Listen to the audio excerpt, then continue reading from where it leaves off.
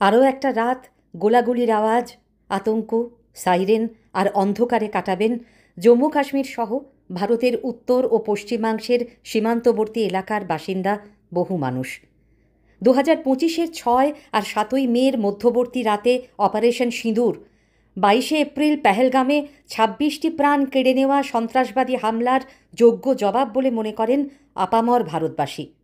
রাত 1:05 থেকে 1:30 পর্যন্ত 25 মিনিটে পাকিস্তান নিয়ন্ত্রিত কাশ্মীর এবং পাকিস্তানের অভ্যন্তরে পাঞ্জাব প্রদেশে লস্করে তৈবা, জৈশে মহম্মদ এবং হিজবুল মুজাহিদিনের 9টি জঙ্গি ঘাঁটি লক্ষ্য করে ভারতের সামরিক অভিযান অপারেশন সিঁদুর ভবিষ্যতে পেহেলগাম হামলার মতো ঘটনার পুনরাবৃত্তি ঠেকাতে সক্ষম হবে কি না সেই প্রশ্নে বিশেষজ্ঞরা একমত নাও হতে পারেন। তবে অপারেশন সিঁদুর যে পাকিস্তানি সেনার সঙ্গে সন্ত্রাসবাদী সংগঠনের ঘনিষ্ঠ যোগাযোগকে আরও একবার সামনে নিয়ে এসেছে, এ সম্পর্কে দ্বিমত থাকার কথা নয়। ব্রিটেনে ভারতের হাইকমিশনার বিক্রম দোরাইস্বামী স্কাই নিউজকে দেওয়া সাক্ষাৎকারে সেই যোগ স্পষ্ট করেছেন। This person here is a sanctioned terrorist under the American sanctions regime. His name is Hafiz Abdur Rauf. He's a brother of the founder of the terrorist groups that you're mentioning. Look who's behind him. Pakistani military. Look at the coffins there. They have the Pakistani national flag.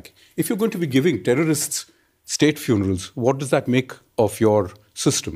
মুশকিল হলো ভারত পাকিস্তান চলতি সংঘাতের প্রকৃত তথ্যের জন্য সরকারি বিবৃতির অপেক্ষা না করে 8ই মে সারা রাত ভারতের মূলধারার সংবাদ মাধ্যমে যেসব খবর প্রচারিত হয়েছে তাতে পাকিস্তানের কি ক্ষতি হয়েছে জানা নেই। তবে ভারতীয় মিডিয়ার বিশ্বাসযোগ্যতা নিঃসন্দেহে গুরুতর প্রশ্নের মুখে পড়েছে। এইসব ভুয়ো খবর বিড়ম্বনায় ফেলছে ভারতকেই।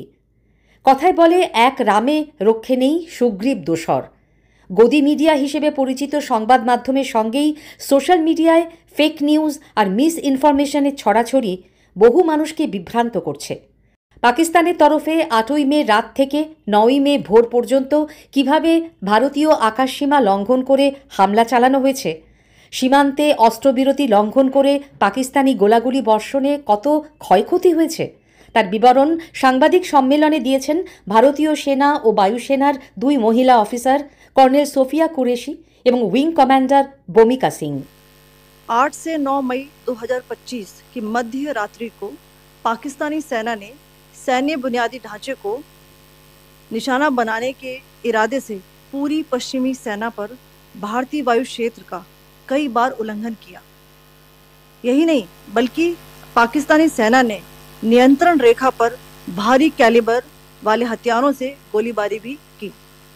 अंतर्राष्ट्रीय सीमा और नियंत्रण रेखा पर लेह से लेकर सरक्रीक तक 36 स्थानों पर 300 से 400 लगभग ड्रोनों का इस्तेमाल घुसपैठ का प्रयास करने के लिए किया गया।